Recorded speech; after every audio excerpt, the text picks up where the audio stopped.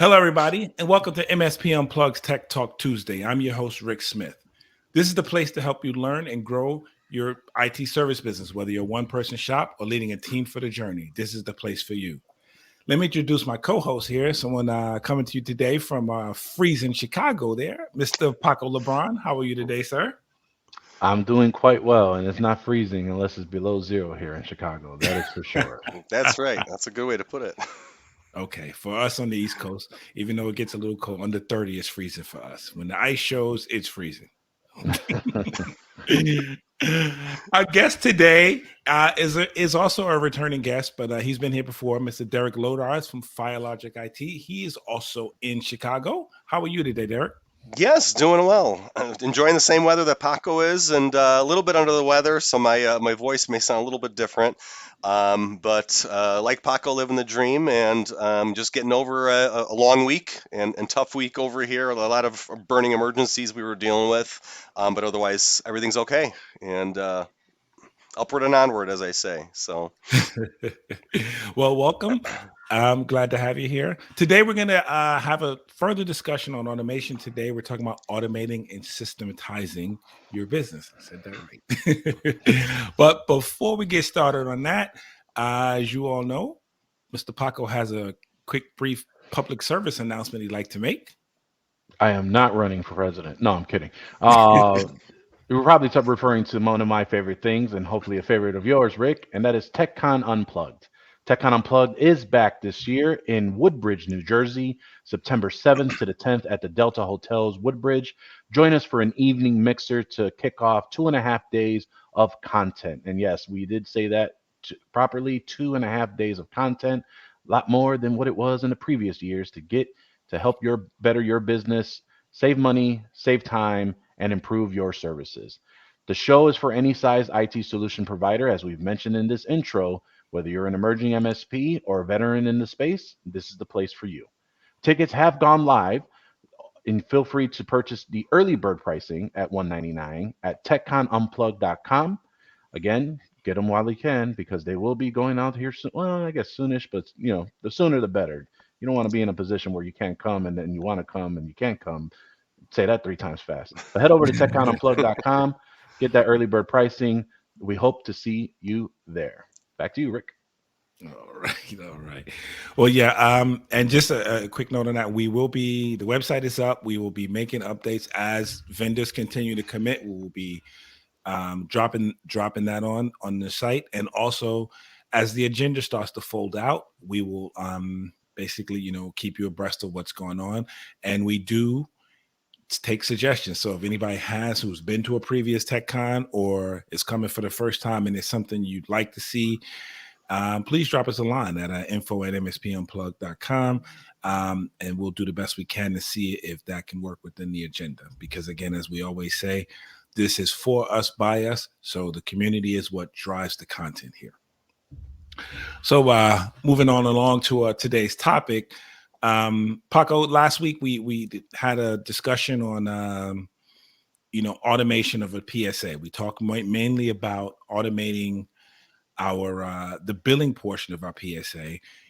We're kind of continuing that conversation with Derrick here today, who's been doing a lot as well with with automation, and Derrick has some experience. He's been in MSP for a while, so he has some experience, and it's always good to get another opinion on how things are going. But first off, Paco, you want to give a brief recap or introduction to where we're going today? Sure. But before we go into that, I'd like to go ahead and give a little shine over to Derek. For those that haven't seen him before, you should. He's been on the show quite a bit, a couple times before. But Derek, for those that may not have seen the episodes or know who you are, why don't you give us a brief introduction to yourself, and then we'll dive right into the topic here today. Absolutely. Thanks, Paco.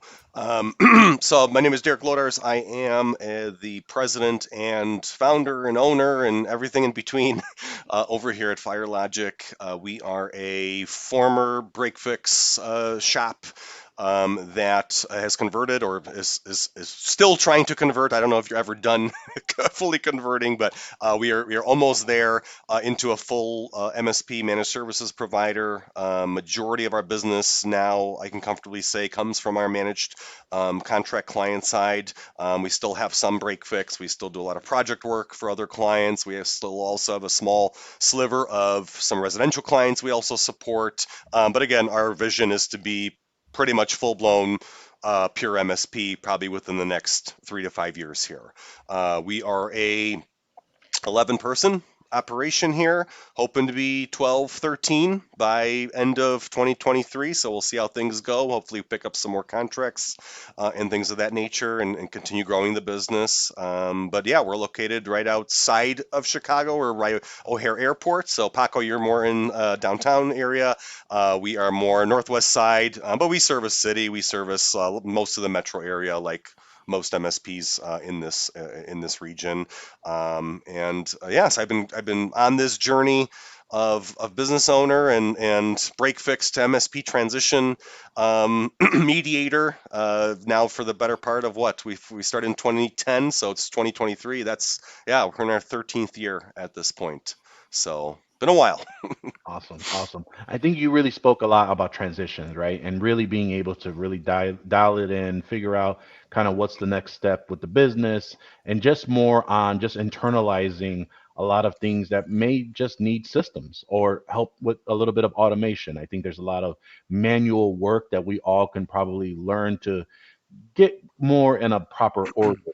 Some that may be solo and they're trying to outsource or they are expanding to their team. Others, just better quality of life.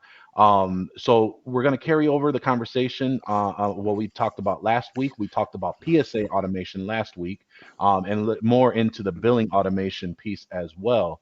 But really, I want to dive the conversation today in is because since we do have you on for today, Derrick, rather than talk on those other two topics that we had last week, I really want to learn more about kind of what you're doing with your business right now and some of the things that you're trying to do to help systematize, automate inside of your business that maybe the listeners can either take a couple of those suggestions or maybe spawn any questions that they may want to reach out on a later time as well. But just curious on kind of what's going on as far as projects, changes, just what you feel is probably on the front burner for FireLogic right now. Well, not a topic that I want to spend too much time on today, as you guys did cover it at length last time. But a big item that we're knee deep in right now is on the billing automation side. So we were prior. Well, we still are until we fully convert. So it's a messy manual process that we do all of our invoicing right out of QuickBooks Online. It's not efficient. It's a lot of manual entry and copying and pasting and a lot of mistakes do occur in that process. So we actually are about midway through.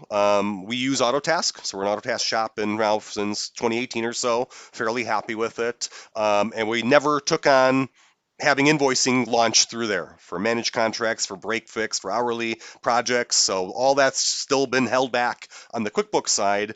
We decided again the amount of monthly cash flow we're now dealing with and the amount of just invoices that are going out, the manual way is not sustainable. And we learned that through a few billing mistakes that cost a decent amount of money. So we knew it was time to finally bite the bullet and do this. But Autotask will be taking over for our billing. So we're hoping to have all that automated, all that turned into no more manual entry, no more copy and paste. It's pretty much go in, check, do approvals on invoices and let the system run calculations, let the system take headcounts, etc., however those clients are staged, and get those invoices out. And then Connect Booster is our payment gateway. We already use that for taking payments on quotes and things like that from Zomentum. But now we're going to light up the final piece, which is handling all live invoices so clients can do ACH right through there. We can have invoices sent 15 days ahead of time, payments come through then 15 days later after a review period, and we don't have to do the chasing and all that time loss that you have with manual billing. So again, if this is something you guys covered last episode, I don't want to beat the dead horse on it, but this is a big project internally for us right now, and we are really excited to get this lit up. It was supposed to be up and running in trial fashion by now, but at this point, it looks like February we're going to be active and operational with that.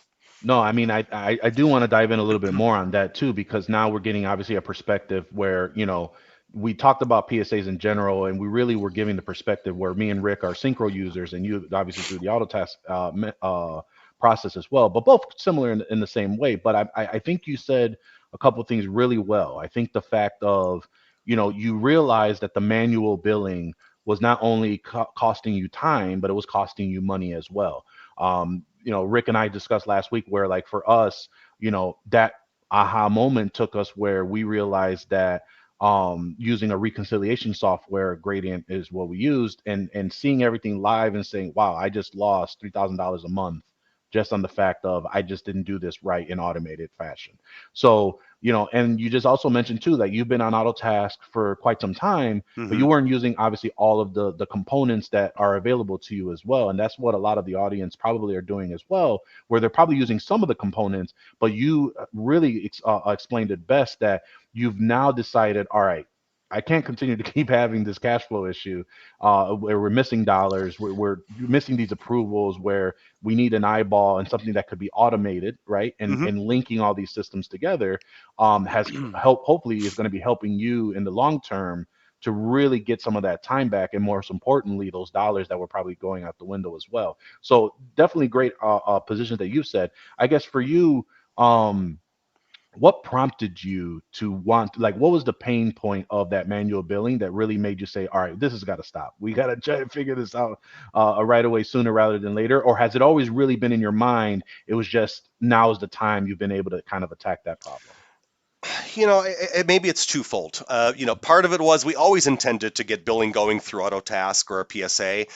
The problem is, you got a chicken and the egg problem when you dive into getting a PSA, right? At first, when you're starting your business, you're too small to warrant or necessitate a PSA, right? So you don't consider it till you're, 3, 4, 5, whatever number of years in.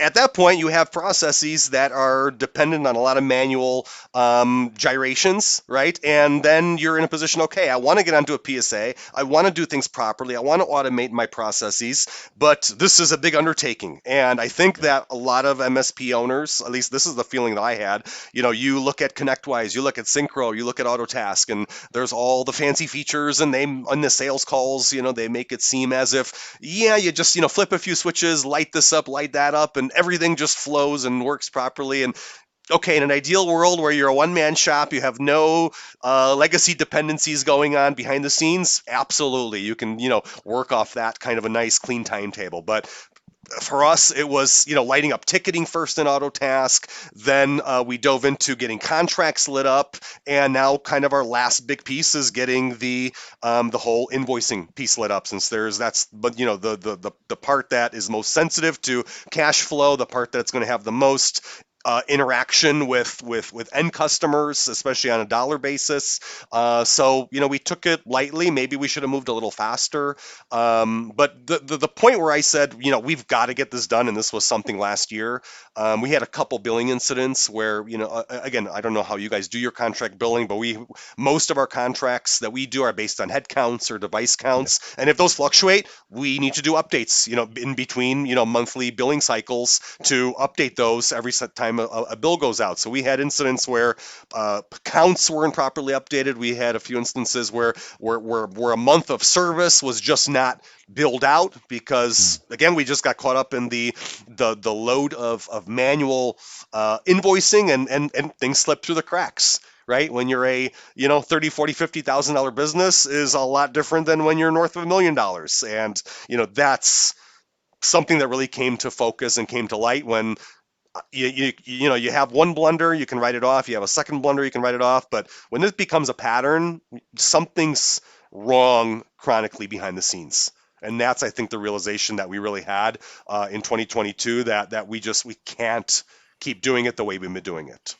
So And I think one of the things you said is very important. Well, everything you said, but one of the things I take from that too is you said you guys did things in steps, right? You worked on the ticketing, and I think that's the approach we all have to think about as well. We can't always do it all at one time because, again, as we talk about, there are many facets to. I've been on Synchro now 5 years, and I still think maybe 50% of usage of all that Synchro has to offer. And some things just don't apply to me in my business, right? So I don't necessarily need those. But the other thing is you can't do it all in one day or in one shot. And your approach on it is, we get one thing right, then move to the next, and then move to the next, which I think is, a good practical way of doing it, because otherwise you're going to be, again, that jack of all trades, master of none, and you'll still be poking at each one to get it done. So I just think for everyone out there, it's a good piece of advice is to, whatever it may be, whether it's your billing, whether it's your ticketing, whether it's your communication part, whatever you're using, whatever you deem is most important for you in the system, in your way of doing business, focus on that first and then take the next step and then the next step. And then you'll get to the point where it's more of a complete system. So I just think that it just, it's a way for us to approach it, because I know a lot of times what happens is we get that, what is it, analysis by paralysis, or the other way around, because we're trying to do it all and then nothing gets done. Yep. So it's just, your approach to it is makes a lot of sense. So as you're doing this now, are you discovering, like, I know you said the process we all talked about realizing we were losing some revenue, but are you discovering, I guess, easier ways to automate now? Like your experience having done it manually for so long, is it like this aha now, wow, this is, so much better or so much simpler? Yeah, I guess, I've seen before we decided to go down this path, we actually we're working with a few consultants that are Autotask experts and Connect Booster experts, and have done these implementations to get the billing side lit up within Autotask a few times. So we've seen demos of how this operates in a clean environment, how it's supposed to work, how Autotask was intended to do billing, and when you see how fast it is compared to your manual process that we're so comfortable with, the aha moment is like, oh my gosh, I didn't realize it could be this easy. Like I always thought it has to be this difficult. It has to be that many manual parts of our process, and it doesn't have to. But to get there, there's a lot of cleanup on the accounting side you have to do. You have to have your chart of accounts clean. You've got to have the tie-ins between QuickBooks and Autotask clean, matching account names. There's a lot that has to happen, and I think that part of it, why I think people like me, maybe other business owners, don't want to go down that path, is it's daunting.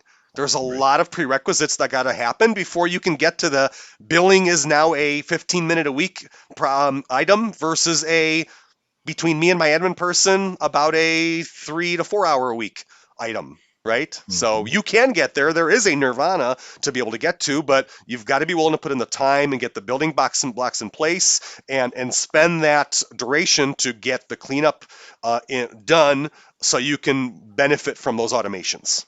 Right, exactly. And if you're not willing to do that, or if you're just too busy, working in your business instead of on your business, then you may need to say, hey, maybe this is the time where I need to get another tech, get someone else to help offload some off my plate, because you have to be able to dedicate some of that time, your time, or someone else in your organization, to be able to, almost make this a part-time affair for themselves until you get this lit up, because this is not as much as the PSA firms want to say it, 60 days, we'll lead you through everything, the guided, installation process.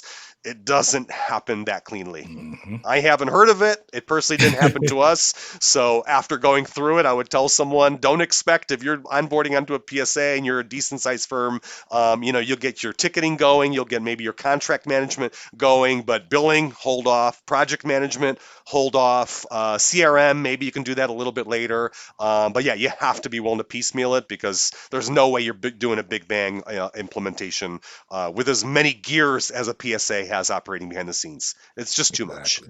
Exactly. And the great thing about it, after it's done, you do get that time back. All of that investment time you've put into it, you get it back, because now, like you said, you're not spending 15, 20 hours a week doing it. You may be doing it 3, 4 hours a week. And that's a huge difference, because now that time could be dedicated to something else. So it definitely makes a lot of sense. Now, there are other things you're working on as well in the automation of the business side of it. I think we were talking about, or what is the word, Paco? Systematizing.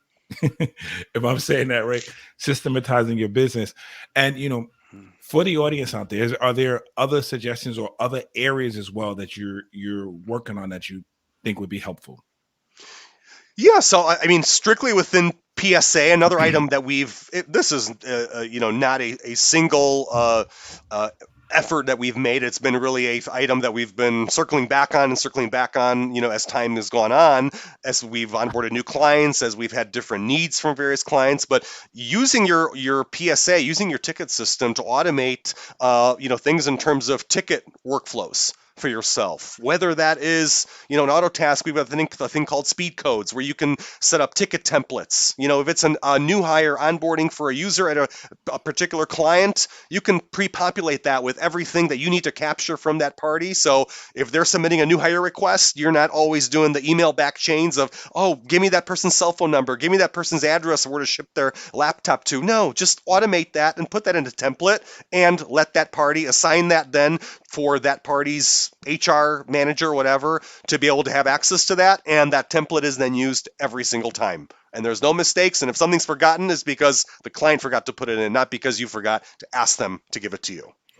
So we've done a lot with ticket automations, not only for ticket templates and speed codes like that, but we've been doing a lot more in terms of workflows and automating ticket routing, making sure people are copied if a certain incident happens, or a certain severity of an incident happens, that, hey, various tech is looped in, or a certain point of contact at the client site is looped in, or if a ticket's been open for a certain period of time, hey, bug the client for info, bug the technician to see what's going on, why that's still, stagnant and went idle. So a lot of little stuff like that was all manual legwork, and it's not a ton of time. It's 5 minutes here, it's 10 minutes there, but all these little buckets of time add up into, a lot of time loss. And any things like that you can automate behind the scenes, and just have the system do, automated routing or routing based on some kind of ticket logic that you can implement. I believe all PSAs, big name PSAs, can do those kind of things these days. It's just, again, are you willing to dedicate the time to see where is the gap in your workflow and your process, and how can you translate that into some kind of automation? Right. And I know we've been we've talked about this a lot, and I go to Paco a lot when I'm running into, particularly with Sync, or when I'm running into some walls. One of the things I have learned, though, is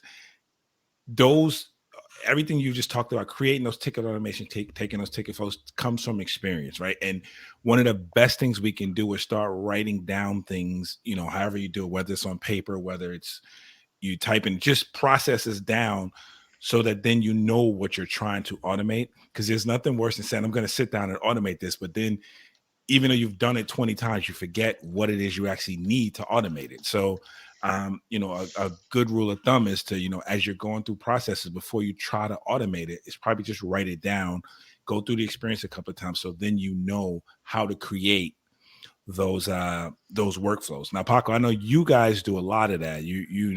I got my experience and my desire to do it, or push to do it, let's say, from you and listening to you. So what's your take on it?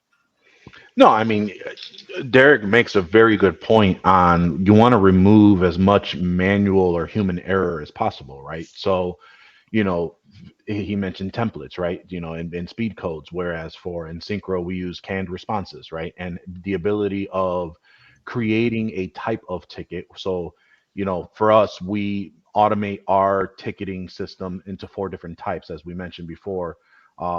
It's unplanned work, business projects, internal projects, and change requests. And so, depending on that process, we then have the custom fields of offboarding. We'll use onboarding as an example. And so, if it's an onboarding ticket, it will then spawn not only the canned responses to that new onboarding system, which is, like you said, data collection.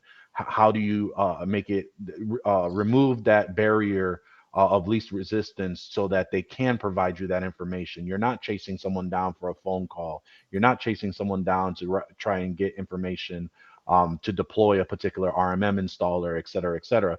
And so, being able to do that and allowing for ticket worksheets to audit that process and have someone sign off and having that quality control. So the more you can lay those steps and quote unquote bricks down, you help build that foundation of that ticket so that you can get a repeatable and consistent result, right?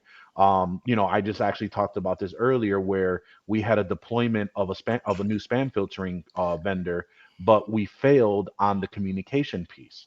So what ended up happening was it's like the Roomba. It tries to clear everything up, but if your pet happen to use the restroom at the wrong time and the Roomba's going on, it's going to be a pretty crappy situation, literally. So, I think that in this case where we failed to have that communication, they've been doing security awareness training.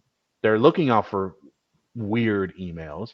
So they're getting this new spam filter email that is not what they're used to. They're ignoring it or marking it as spam. And now they've just, caused an issue for themselves because now they're missing emails that probably are critical to their business because it might have got caught by a policy of the spam filter.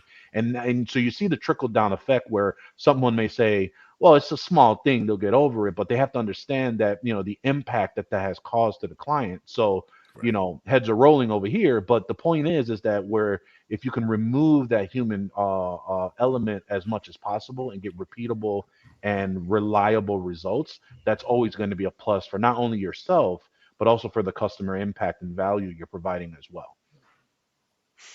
And I think it goes back to another item that we've this has been an ongoing process we've been trying to get our techs better about, and everyone at the organization better about. But we've been on the documentation platform ITglue now for I think since about 2018, 2019 here as a company, and it's been really good. Again, I mean, you can. It's just like cars. I mean, I think there's a couple different documentation platforms. People like what they like. ITglue has worked pretty well for us. For the biggest reason of giving us a central repository and a way to provide reproducible and knowledge base articles, store all that documentation. If anything needs to be manually redone for a client at any point in the future, that's where we're capturing it. And techs are being held, their feet are being held to the fire to make sure that we are keeping clean records of those different things, keeping clean record of, hey, how does that customer want that machine prepped before a laptop goes out? How does this client like a phone set up before that desk phone deployment goes in? So any different things like that, you have to really think about, especially when you start growing, at the point that I was in. I was a one-man, two-man shop. Then we grew to 3, 4, 5, and now we're 11 people. You can't do things the same way you used to do them. Notepad files on your computer, a notebook on paper next to you. You have to have a central way to share that knowledge, to have a central repository, and also to have a place where you can have clients be able to go in and see that documentation, see all those password lists and things. We've gotten a lot of clients so ingrained now in because we can give clients access. There's a tool called MyGlue where you can give clients login rights to see their full set of documentation for their given area within ITglue, and most clients that have access to that love it because they can see that the transparency is there for how we're keeping records. They can see those master admin passwords and admin account numbers, whatever it may be that we're storing on their behalf. So again, empowering the client to step in and help assist us when and where necessary. So I think again that knowledge, not only cross-pollination between tech staff internally at your MSP, but cross-pollination of your tech staff to the client side. And I think that leads to a lot of dividends down the road for enabling just a cleaner support process, a cleaner relationship, and showing that, hey, I'm not going to lock you out of the keys to the castle. I'm going to give you rights to that. And I expect you to also help us maintain that documentation. That's a lot of things I think a lot of MSPs do not do. I think they keep it all internally themselves and don't let the clients assist in that knowledge building process. Yeah, I mean, I think that's a great point, right? Is there's a running joke of our phrase here is documentation is life, and without proper documentation and the availability of that documentation is very Yeah. hard to get anything done, right? And so there's a couple things that you've really drove home is, centralizing that documentation in a place where it's going to be readily available, having a blueprint of how that's going to be implemented, because maybe you want to silo certain things in certain systems, but having the centralized documentation of what to go as one-stop shop to get to where you need to get to, or deploy what you need to deploy, things of that nature. But also, you hit a really great point, which I think a lot of people don't really take this into consideration, is that if you need to share that documentation with your clients, or maybe a subcontractor, or someone else externally, the ability of having it the centralized position, but also easily shareable to someone that can be of use or needed, or even down to offboarding, where you could just say, hey, it's in your portal, you have 30 days, we're going to delete everything, thank you very much. So it's things of that nature that really focus on the importance of documentation, but most importantly the process on doing that as well. I know, Rick, you love documentation and processes because you've got it all tightened up over there. What do you think on that piece? Yeah, I'm a resident expert. Yeah, right. No, we're still working on it. And it's one of those things where, again, you know, not to hop on TechCon, but John's presentation at TechCon, John Dubinsky's presentation at TechCon about documentation was eye-opening for a lot of folks. And it's the truth, it is the truth of the matter, though, is that you have to have good documentation. And one of the other things I'm going to say that I get from you, Paco, I guess what came from John, is when doing documentation, just get to good before you try to get to perfect, right? Get something down, start the process, and then, continue to build upon it. And then you'll get a solid foundation. And I think that's where, again, personally, I always like to try to do things with the perfect in mind first, and then it cost me a lot of time in the end. So I'm learning more and more to just get it down, get it started. It's better to have something than nothing. And it's all, again, like you said there, it can't always be all up in your head, because you can't do business that way with employees, with other people. And the other thing to keep in mind, something else you said about sharing the documentation with the customers, remember that all the time. The documentation belongs to the customer. Like, those things are the customers, right? So we cannot, I know sometimes it's a pain in the neck, customer owes you money, things like that, but you really can't, the way I look at it, you can't hold that stuff hostage, right? It is their information, right? So we have to have a way, and I think is what you're saying is, excuse me, you use My Glue for it. Mm-hmm. Others use, like I use Hoodoo, the same way, where you can share documentation. And I think it's important. And it's like you said, it keeps the client involved as well, and gives them like you said, it becomes a shared responsibility. And I think that that's very important. But again, to answer Paco's initial question, we're still getting there. We're building the blocks. We're on probably level 3. We got to get to level 68, but we're getting there day by day. And it's a building block process. One of the things I noticed, because again, we used to back in the day be a SharePoint shop, right? So we thought SharePoint was the greatest thing since sliced bread, and that was the key to documentation success. And it was okay, right? I mean, once you get into an MSP style basis with your company, and you've got more than a couple techs working, SharePoint gets a little unwieldy, unless you've got like a SharePoint ninja working on your team, which some people may.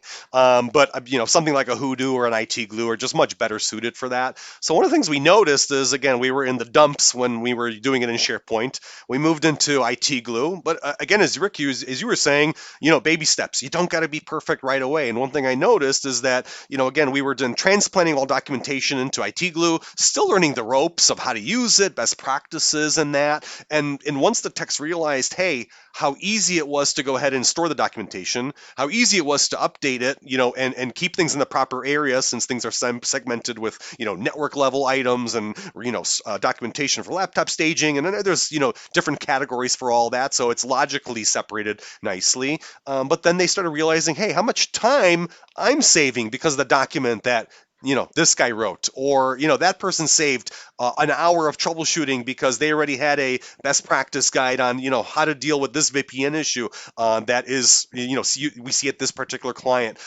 time after time. So once the guys start seeing that and start seeing the dividends that pays, I think you start having a situation where success builds on success. People feel like the system is working, people feel like the system is helpful, and they're willing to then put their skin in the game to help keep building that that mountain up with that documentation. So again, you're going to keep moving that up that ladder, up that mountainside. Whereas instead of having to push your techs to use it, it's a pulling process. They're just going ahead and using it because they enjoy it. It works. It helps their day. It helps them get more work done, and reduces stress levels. So again, if you can start realizing those holistic gains from a documentation platform, that's where I think the train starts kicking off steam down the track on its own basis. So,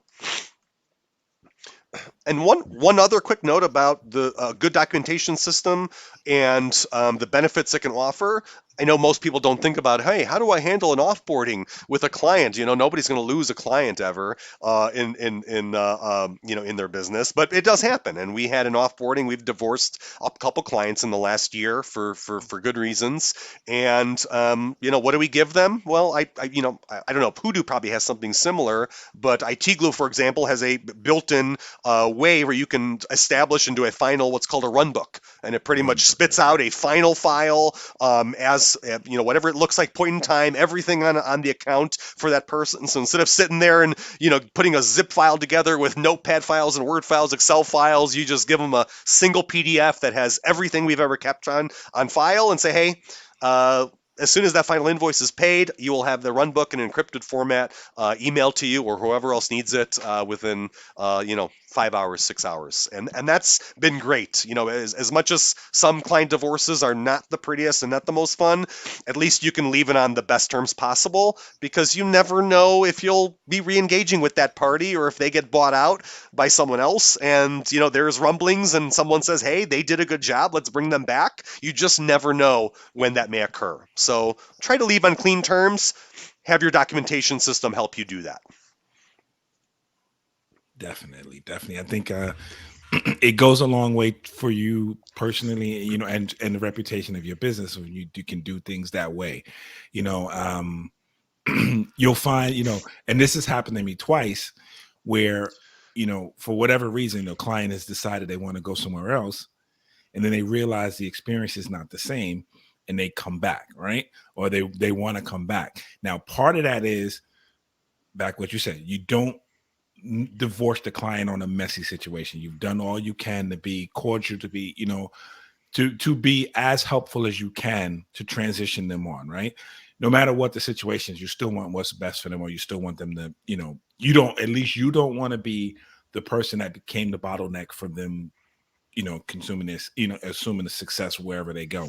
So I think that's always a positive to do. And again, you can catch yourself in a bad situation if, one, you don't do it the simple way as you described, Derrick, or you don't have the documentation to give them, because again, it's all in your head, and now you got to spend 6 hours, 8 hours, like you said, going through your notebook pads and your spreadsheets and wherever you kept stuff at to put it together to send to them. That also becomes a major racket and a major disruption for you, and you more than likely will miss something. So it's always good, like you said, if you start it right, build it, get the building blocks, and then it's there. So if you need to pass it off for whatever reason, you have it, or just, a client may just appreciate the fact that you can say, hey, it's here, whatever you need, it's here. And they, that's probably an experience they're not able to get at, for whatever else they're doing and with whatever vendor, whatever other vendors they do business with. So it's always good to have that.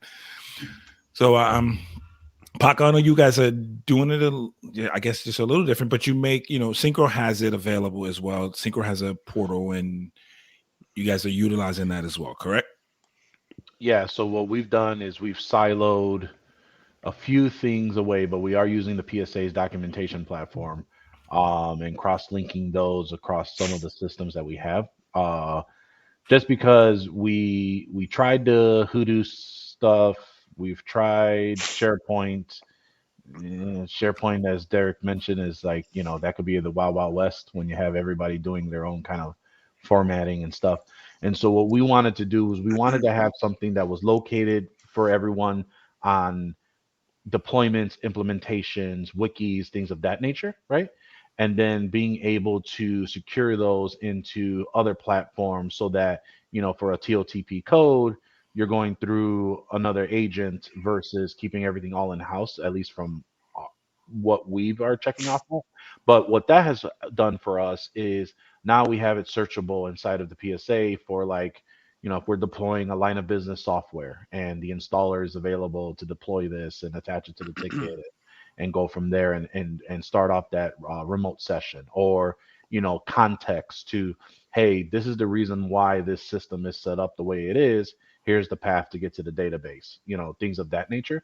And that has helped us a lot on being able to put not only the vendor documentation, but also the customer context of documentation as well. Because as you mentioned, or actually, this was probably our previous call. I'm mixing two calls at the same time, but we were talking about remote work and remote tech. So, what are the tools we can give our remote techs as much as possible to alleviate not needing an on-site as much as possible, right? So, implementing tools like ConnectWise View and outside of control, and really seeing, hey, move over there. Okay, I see the lights are off. So yeah, we are going to have to order a switch. So now we're not wasting a visit to realize that the switch was bunk in the first place. Or, hey, the tech is on his way. He has one in the trunk. He's going to swap it out and we'll be good to go. So there's little things like that on the documentation piece that is so helpful, that a lot of people really don't consider as far as what should they document, right? And I think that process goes back to having a blueprint / process for that, so that you can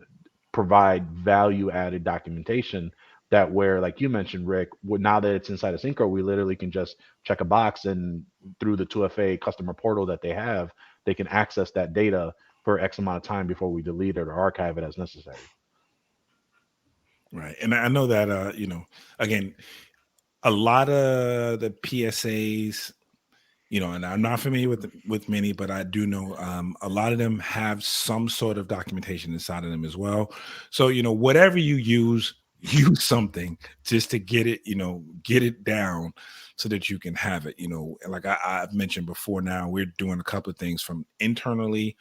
I'm building video libraries using Loom just on how we process certain things and how, the steps to alleviate certain issues that come up. So I share that with my tech so that he has it and he doesn't have to call, because now he has a video step by step on how it's being done or how it should be done.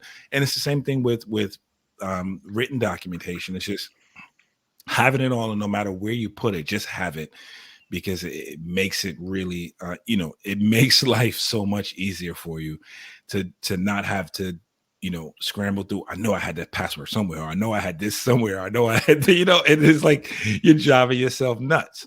And, we've talked about this before, and this is the last thing I'll say on it. I am good for sitting at the computer, and when I'm here, I have a notepad next to me, which I always do. And so whatever happens, I write it down here. What I'm learning to do next now is to take that now and put it in the physical documentation, even if it's just starting something, and then I can build on it later. It's a habit I'm trying to force myself to, to keep, to implement, to have all the time, so that, again, I'm building those bricks, putting those bricks on top so I can catch up to where I need to be. And a side benefit of having a documentation platform, and especially one where you can give client access to be able to leverage it, instead of documentation system, I think most MSP owners, think of it first as a cost center. It's just an expense. I've got to sync every single month into, having that feature or platform. And that's how I looked at IT Glue, initially. But now you wouldn't imagine how many contract discussions we have of managed clients that we're sitting there and onboarding. And we ask them the question of, hey, how are you handling, kind of your password sheets and, managing your passwords and account logins and that. And a lot of them go into it's a mess, as I got Word files over there. I got, Jackie's got, the Excel file over there. And then, I've got the updated copy. And And a lot of these folks, we give them logins into to MyGlue, give them access to use their portion of the IT Glue system that is dedicated for them, and we actually include those as extra line items on our contract. So I think it's like $5 extra a seat that we're charging, but $5 per seat, a couple seats per organization, and a lot of clients have found value in that. So we're actually found a way to monetize a system that otherwise would have just been a pure expense item on monthly reports. So it's kind of a neat thing. Think about that, because if you have a couple clients that are having that problem of my passwords are all over the place, my documentation for stuff that they just need is all over the place. Hey, how can we enable you to have access to the same thing that we use? So, just something we've started monetizing in the last couple of years, and it's not, something every client takes, but every couple clients we get, have a couple seats that we sell of it, and it's at the point where we're, almost at making our money back on what we spend on AT Glue on a monthly basis. So, Nice. Yeah, I mean, I think also you have to think about as well is, the impact that you're providing, right? And you're providing that value to them, and really, you're reducing their cost in a big scheme of things. They're not wasting time trying to find this documentation, and not only that, them having that transparency in the two-way, quote unquote sync, right, of minds. Them adding that information inside of the documentation platform will help not only you as you offboard them because you gave them an opportunity of one centralized location, but it's a lot better than what they had before because they're going ahead and, like you mentioned, the spreadsheets, I had a client that, a CPA firm, I was fixing a PC and there was a Excel spreadsheet there that said, Jackie's passwords. I was like, you got to be kidding me here. And so my thing was, there is no Jackie in the office. So you're storing a client's password sheet on your own desktop. Why? And so I yep. know they're probably getting into like bank accounts and again, a CPA firm, but it's like, yeah, this is a no-no. Why Yeah. aren't we securing this in somewhat or better fashion? And so being able to provide them a solution to do that is even better than just telling them you should not be doing that and then them trying to figure it out. And I think part of the trap that a lot of clients fall into is that not because they want to do it in such a dirty manner or store things in such an unorganized way. I just think a lot of them are not educated. They never had anyone show them the enablement of here's how it can be done cleanly. So to sit there as their advocate and say, hey, here's how we do it. Do you want access to be able to do it the same way we do it? This is where we're going to store all your documentation and passwords. I think this would help you out. They kind of go, wow, it's working for your 10, 11 person organization. It probably will work for me too. And so again, showing them, hey, we'll give you keys to the castle, couple dollars a month on your contract to work in the same platform we do. It's organized us. So I think it goes a long way. Advocacy, the client education, showing them the better route. I think it's a little trust builder that will go a long way and it'll pay dividends, and that, they'll go to you for other suggestions they're looking for that maybe they wouldn't have come to you as the IT party in the past. So. Right. It builds credibility, definitely. And it also shows you care, like again, because there's a lot of times people just ignore it. They'll do it the way they do it. And I'm laughing what Paco said about, excuse me, the client with the spreadsheet, Erica's passwords. I had a client who, and this is how we ended up giving them Keeper. Every time I would ask him for, we go to the office and ask for, he pull out his desk and he has literally 40 to 50 stickies with it's written on there, whatever it is, the username and the password, and they're all on stickies. This in his pull out front part of his desk, and he has to search through each one every time to find what he's looking for. So I said to him, what happens if you lose that? Well, I don't lose it; it stays right here. Yeah. Okay, anything can happen. What you have to start all over again. And he's like, yeah. And then I sometimes don't even think, don't even know I have what I have. I'm looking for something sometimes and I have to look 4 or 5 times.